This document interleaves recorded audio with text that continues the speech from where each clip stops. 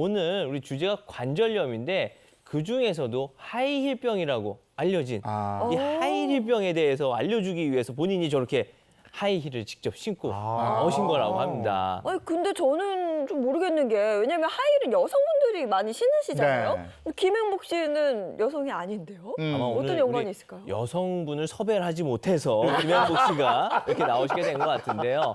하이힐병은 흔히 우리 무지외반증이라고 엄지발가락이 좀 안쪽으로 들어가면서 이 밑에 쪽 뼈가 도드라지게 나오는 분들이 있을 거예요. 이제 그런데 이게 대부분 여자들이 많이 발생을 했었는데 요즘 들어서 남자 환자가 엄청나게 늘어났다고 합니다. 아니 저도 무지외반증 이거 한번 본 적 있어요. 오른쪽 발가락이 진짜 이렇게 튀어나와요, 이렇게. 휘어 있던데 왜 이렇게 변형이 생기는 거예요? 무지외반증은 그 엄지 발가락 뼈에 붙은 힘줄들이 이제 제자리에서 이제 이탈을 하거나 이제 관절 주머니가 늘어나면서 이제 발가락이 변형이 생기는 걸 얘기를 합니다. 한 자료에 따르면 무지외반증 남성 환자가 지난 5년간 62% 급증했다고 하는데요.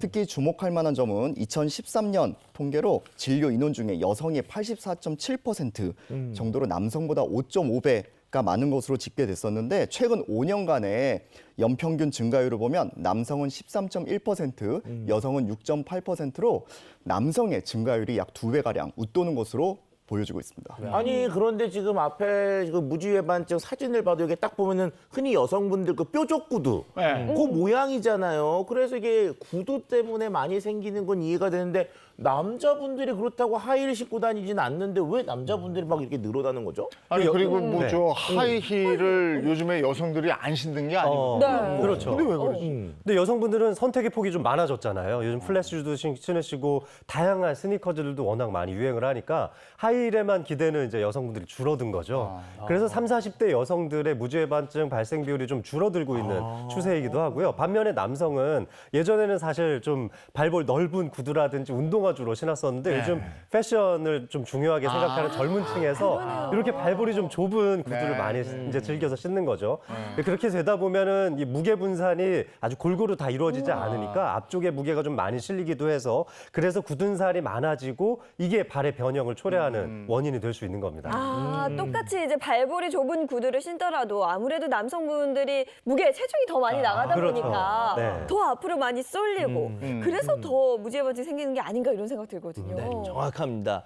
이 남자 같은 경우에는 BMI 지수가 높은 비만인 사람들이 무지외반증에 잘 걸린다라고 알려져 있고요. 특히 무지외반증은 가족력이 있다고 합니다. 그렇기 때문에 가족력이 있는 분들은 신발을 고르실 때도 너무 폭이 좁고 꽉 끼고 뒷굽이 높은 신발들을 피해 주시는 게 좋겠습니다. 그런데 그거야 뭐 아까 뭐 이렇게 날렵한 구두 요거 좀 네. 젊은 친구들이라 그렇지 이 중년 이후에 저 같은 사람들에게 볼 평평하게 슬리퍼 신고 다니고 그러는데 우린 좀 얘기가 아니지 않을까요 그게? 이제 이런 트렌드가 나타났던 게 이제 2010년대 중반인데요. 그때쯤에 발표했던 통계 자료가 있어요. 이제 보면은 젊은 층에서 확실히 많이 늘어나긴 합니다.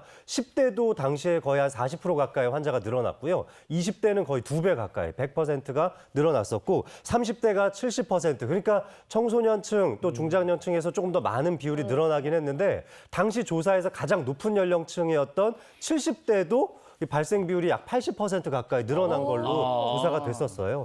그게 아무래도 좀 고령화 사회에 진입하고 있고 건강에 대한 관심이 많아져서 그냥 변형된 채로 좀 사셨던 분들이 이제 적극적으로 병원을 찾으면서 이것도 무지외반증이구나라고 이제 진단을 받기 시작하면서 이 좀 노년층에서의 발생 비율도 높아졌다고 보고 있습니다. 아니 그때 그 연령층도 그때 요렇게 신었어요. 멋쟁이 그 예전에 네, 아들과 딸인가 드라마 봐요. 백일섭 씨가 하얀 백구두 신고 목에 볼이 이렇게 돼 있다고. 그분들이 지금 7, 80 되신 거예요. 맞습니다. 근데 그거 신고 막 걸어 다녔으면 그럴 법한데 이분들이 문제는 아파도 참는다고 병원을 안 가요. 네. 근데 이게 심할 경우에 증상이 어때요?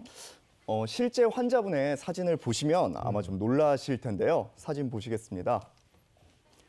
엄지발가락이 두 번째 발가락을 밀어서 두 번째 발가락이 빠져버린 환자분이었어요. 67세 여성분인데 시장에서 생선 장사하셨던 분이시거든요. 항상 좀 쪼그려 앉아있고 불편한 좀 장화를 신고 계속 일을 하시다 보니까 언젠가부터 이제 발가락이 휘었는데 그냥 바쁘시니까 뭐 병원도 안 가시고 그렇게 지내시다가 이제 발가락 통증이 너무 심해져서 병원을 오셨을 때 전원 상태였습니다. 네, 두 번째 발가락이 밀리면서 빠질 정도면 그 통증이 어마어마했을 네. 텐데요.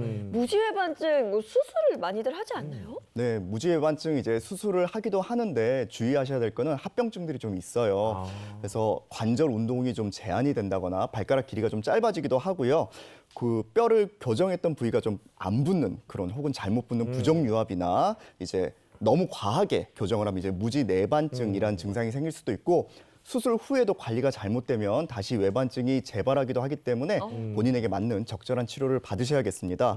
조금 전에 그 보셨던 환자분은 엄지발가락을 저렇게 이제 휜 걸 교정을 해드렸고요. 네, 두 번째 발가락은 이제 관절 주머니를 재건을 해서 다시 이제 제 위치로 넣어드렸습니다. 그래서 지금은 일상생활에 전혀 문제 없게끔 잘 걸어 다니고 계십니다.